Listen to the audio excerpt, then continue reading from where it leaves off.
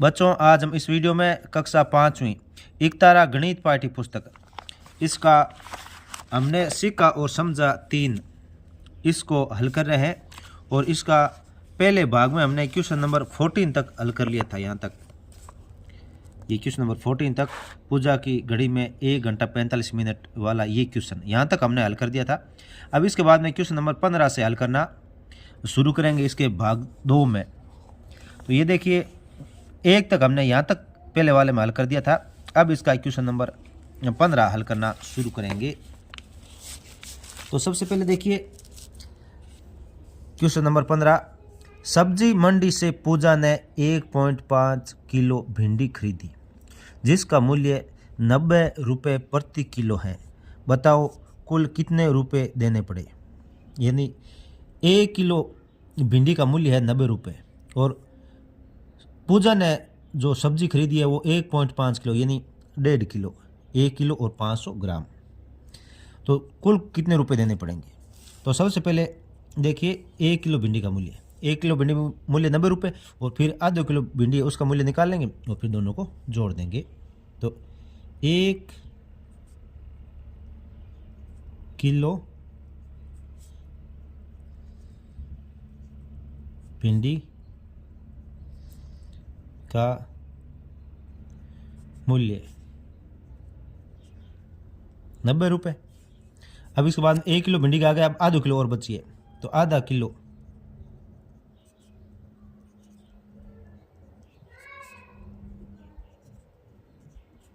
भिंडी का मूल्य, जो आधा किलो भिंडी होगी 1 का 90 रुपये, तो आधा किलो कितना हो जाएगा, 90 में 2 का भाग दे देंगे। 90 में 2 का भाग देंगे तो ये आएगा 45 रुपये। 45 रुपये आ जाएगा। तो 1 किलो के 90 और ये 45, इन दोनों को जोड़ देंगे तो 1.5 किलो का भाव आ जाएगा। तो 1.5 किलो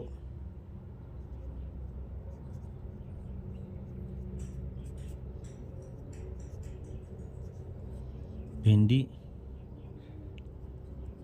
के रुपए देने पड़े। कितने देने पड़े, तो 90 1 किलो के और आधा किलो के 45। तो इन दोनों को जोड़ेंगे तो ये आ जाएगा 135 रुपये। 135 रुपये, 135 रुपये देने पड़े। बच्चों लगातार हम इनको हल कर रहे हैं। इसका जो पहला पार्ट है उसका लिंक इस वीडियो के डिस्क्रिप्शन में है, आप वहाँ से डायरेक्ट देख सकते हो। इसके बाद में इसका नेक्स्ट क्वेश्चन देखिए, क्वेश्चन नंबर 16, यदि एक व्यक्ति 1 मिनट में 120 कदम चलता है तो वह 1 घंटे में कुल कितने कदम चलेगा। तो इसमें देखिए 1 मिनट में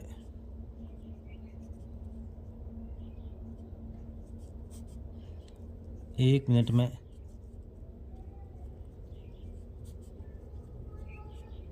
चलता है, 1 मिनट में कितना चलता है, 120 कदम। तो 1 घंटा यानी 60 मिनट में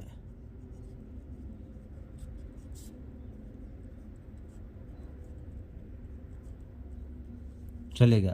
तो इसमें हम क्या करेंगे, जो 120 है इसको 60 से गुणा कर देंगे। 120 को 60 से गुणा कर देंगे। 120 को 60 से गुणा करेंगे तो देख गुणा करना बहुत आसान है। इसमें 1 0 ये 1 0 ये, तो 2 0 लगा देंगे पहले। फिर 12 को 6 से गुणा करेंगे तो ये आ जाएगा 72, यानी 7200 कदम चलेगा। 7200 कदम चलेगा। तो इस प्रकार से इसका उत्तर आ जाएगा।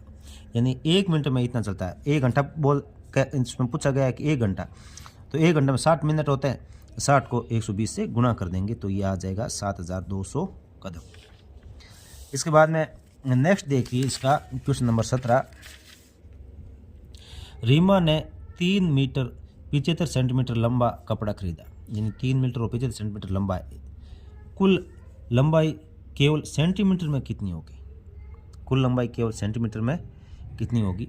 तो ये तो सेंटीमीटर है 75, अब ये मीटर है, इसको सेंटीमीटर में बदल लेंगे। तो 1 जो मीटर होता है उसमें 100 सेंटीमीटर होता है, तो 3 मीटर में हो जाएंगे 300 और ये 75 जोड़ देंगे 375 सेंटीमीटर हो जाएगा। तो इसको लिखने का तरीका आप देख लीजिए। 1 मीटर बराबर कितना होता है? 1 मीटर बराबर 100 सेंटीमीटर होता है, 100 सेंटीमीटर। तो अब यहाँ पे 3 मीटर है, तो 3 मीटर को सेंटीमीटर में बदल लेते हैं। 3 मीटर बराबर क्या हो जाएगा? 3 को 100 से गुणा कर देंगे तो ये कितना आ जाएगा? 300 सेंटीमीटर। यानी ये आगे 3 मीटर में 3 सेंटीमीटर हो गए और ये 75 सेंटीमीटर है, तो इनको जोड़ देंगे तो कपड़े की लंबाई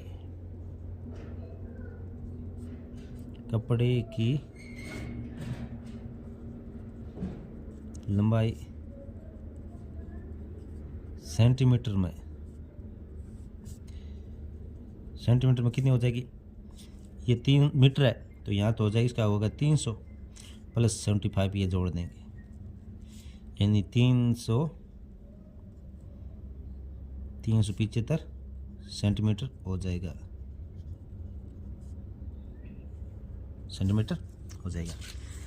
अब इसका क्वेश्चन नंबर 18, एक बच्चा 2 फीट 6 इंच लंबा है, उसकी ऊंचाई केवल इंच में बताओ।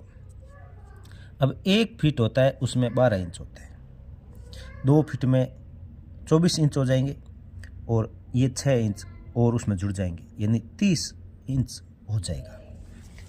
अब इसको देखिए, 1 फीट बराबर 12 इंच, तो 2 फीट बराबर 24 इंच हो जाएगा, यानी इसका 24 इंच हो जाएगा और ये 6 जोड़ दें तो बच्चे की ऊंचाई इंच में, बच्चे की ऊंचाई इंच में, तो ये हो जाएगा 24 प्लस 6 बराबर 30 इंच होगी, 30 इंच हो जाएगी। इसके बाद में क्वेश्चन नंबर 19 देखिए, यदि 1 मीटर बराबर 100 सेंटीमीटर होता है तो बताओ 6.5 मीटर में कुल कितने सेंटीमीटर होंगे, ये बताया है। तो अब देखिए, 1 मीटर बराबर 100 सेंटीमीटर, 1 मीटर बराबर 100 सेंटीमीटर, तो इसमें पहले 6 और ये 5 है, 6.5, तो इसमें क्या करेंगे? डायरेक्ट आप इसको क्या करेंगे? डायरेक्ट 100 से गुणा कर सकते हो तो भी उत्तर आ जाएगा। तो 6.5 मीटर बराबर कितना हो जाएगा?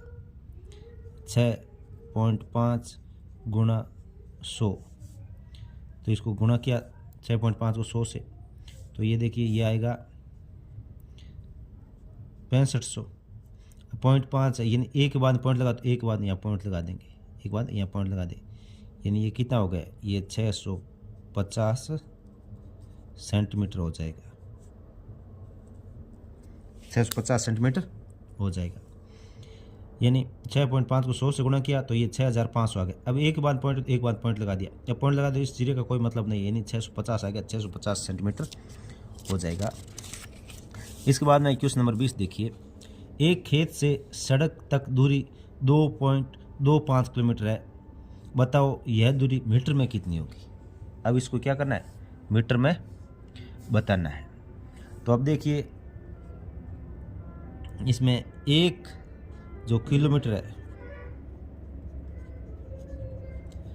1 किलोमीटर है, उसमें होता है 1000 मीटर, 1000 मीटर, तो ये 2.25, इसको क्या करना है? मीटर में बदलना है, तो इसको 2.25 किलोमीटर बराबर 2.25, इसको 1000 से मल्टीप्लाई करेंगे, इसको 1000 से मल्टीप्लाई करेंगे तो ये आएगा 2251230 इतना आएगा। अब 2 के बाद पॉइंट लगाना, 1 और 2 के बाद 1 और 2 के बाद पॉइंट, यानी ये यहाँ पॉइंट लग जाएगा, यहाँ पे पॉइंट लग जाएगा। तो इसका मतलब ये हो गया कि 2250 मीटर ये दूरी हो जाएगी। 2.5 किलोमीटर में कितना हो जाएगा? 2250 मीटर ये दूरी हो जाएगी। तो इसको आप लिख सकते हो खेत से सड़क की दूरी, खेत से सड़क की दूरी कितनी हो जाएगी? 2250 मीटर हो जाएगी। इसके बाद में क्वेश्चन नंबर 21 देखिए, यदि एक स्केल की लंबाई 30 सेंटीमीटर है तो 5 स्केल की कुल लंबाई मिलीमीटर में बताओ। एक स्केल की लंबाई,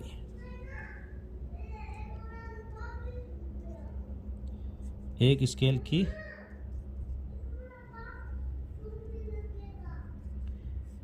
स्केल की लंबाई है 30 सेंटीमीटर, 30 सेंटीमीटर। तो 5 स्केल की लंबाई, 5 स्केल की लंबाई, 5 स्केल की लंबाई होगी, 5 को 30 से गुणा कर देंगे तो ये आ जाएगा 150 सेंटीमीटर। अब आगे कहा गया है कि इसकी लंबाई है ना मिलीमीटर में बताना है, मिलीमीटर में। तो अब देखिए 1 मिलीमीटर,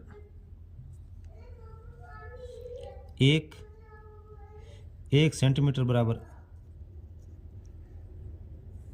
1 सेंटीमीटर जो लंबाई होती है उसमें होते हैं 10 मिलीमीटर, 10 मिलीमीटर होता है। तो अब इसको क्या करना है कि 150 सेंटीमीटर उसको मिलीमीटर में बदलना है। 150 सेंटीमीटर, तो 150 सेंटीमीटर मिलीमीटर कितना हो जाएंगे? 150 को 10 से गुणा कर देंगे, यानी ये कितना हो जाएगा? 1500 मिलीमीटर। 1500 मिलीमीटर ये इसका उत्तर हो जाएगा।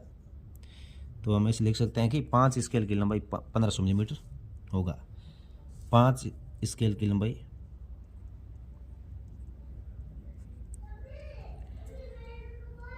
की लंबाई 1500 मिलीमीटर होगी।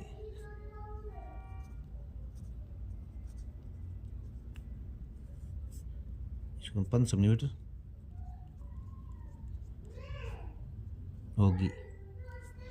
अब इसका नेक्स्ट क्वेश्चन नंबर 22 देखिए। अब इसमें क्वेश्चन नंबर 22 में देखिए, अर्जुन ने 7 सेंटीमीटर लंबी लकड़ी को 10 बराबर टुकड़ों में बांट दिया। यानी 7 सेंटीमीटर लंबी थी और 10 बराबर टुकड़ों में बांटा है। प्रत्येक टुकड़ा कितने मिलीमीटर होगा? यहाँ ध्यान रखिए मिलीमीटर है, यहाँ लंबाई किस में? सेंटीमीटर में, और इसमें मिलीमीटर में। तो पहले हम 7 सेंटीमीटर को मिलीमीटर में बदलेंगे और फिर उसमें 10 का भाग दे देंगे। तो हमें पता है कि 1 सेंटीमीटर बराबर 1 मिलीमीटर होता है, मिलीमीटर। तो 7 सेंटीमीटर बराबर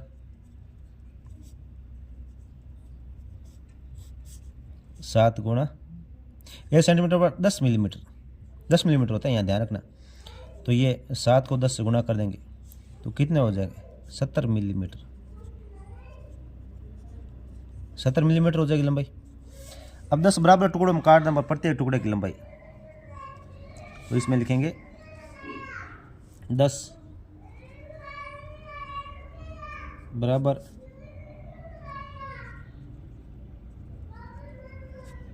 टुकड़ों में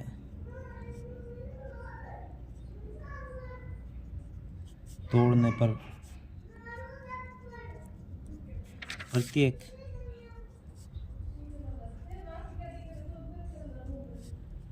लंबाई कितनी हो जाएगी? 70 में 10 का भाग दे देंगे तो कितने आ जाएगा? 7 मिलीमीटर, 7 मिलीमीटर इसकी लंबाई हो जाएगी।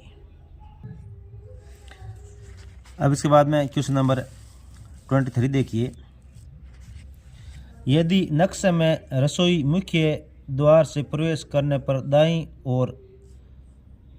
और उसकी लंबाई 4 सेंटीमीटर है, तो बताइए रसोई घर की वास्तविक लंबाई कितने मीटर होगी। पैमाना 1 सेंटीमीटर बराबर 1 मीटर। यानी पहला जो ये घर का नक्शा बनाया था, नक्शे के अंदर क्या है कि जो लंबाई चौड़ाई होती है वो सेंटीमीटर में ही होती है, क्योंकि नक्शा छोटा होता है और फिर उसके आधार पर घर बनता है। फिर क्या है कि जो मुख्य घर बनाएंगे उसके जो 1 सेंटीमीटर बराबर 1 मीटर लंबाई मानी जाएगी। तो आपको बताना है कि रसोई की वास्तविक लंबाई कितनी होगी, यह हमें बताना है। तो नक्शे में रसोई घर की लंबाई,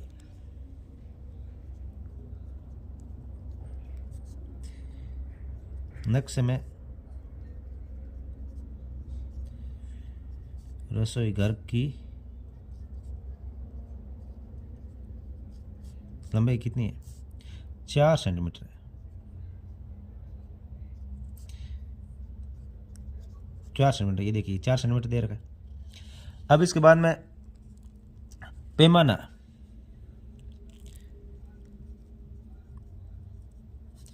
पैमाना क्या है, 1 सेंटीमीटर बराबर 1 सेंटीमीटर बराबर 1 मीटर है। तो रसोई की वास्तविक लंबाई,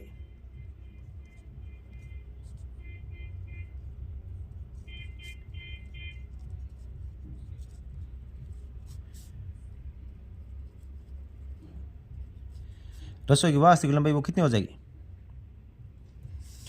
देखिए 1 सेंटीमीटर बराबर 1 मीटर है, तो 4 सेंटीमीटर बराबर क्या हो जाएगा, 4 मीटर हो जाएगा। 4 सेंटीमीटर बराबर क्या हो जाएगा, 4 मीटर हो जाएगा। तो ये रसोई की वास्तविक लंबाई क्या आ जाएगी, 4 मीटर, 4 मीटर आ जाएगी। रसोई की वास्तविक लंबाई कितनी आ जाएगी, 4 मीटर आ जाएगी। 1 सेंटीमीटर में 1 मीटर है, तो रसोई की लंबाई 4 सेंटीमीटर, तो ये 4 मीटर हो जाएगा, सीधा सीधा है। इसके बाद में क्वेश्चन नंबर 24वां देखिए। इसमें क्या करना है कि नक्शे में बैठक और शयन कक्ष आमने सामने, यदि दोनों कमरों की खिड़कियां भी आमने सामने हो तो उससे क्या लाभ हो सकता है। तो आमने सामने खिड़कियों से क्या होगा, पर्याप्त प्रकाश आएगा और हवा का संचार भी होगा। तो हम लिख लेते हैं इसमें,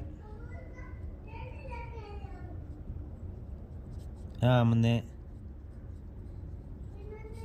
सामने खिड़कियां घर में पर्याप्त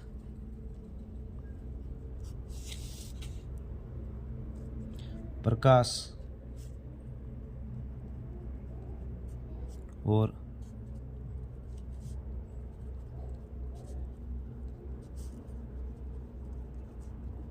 हवा का संचार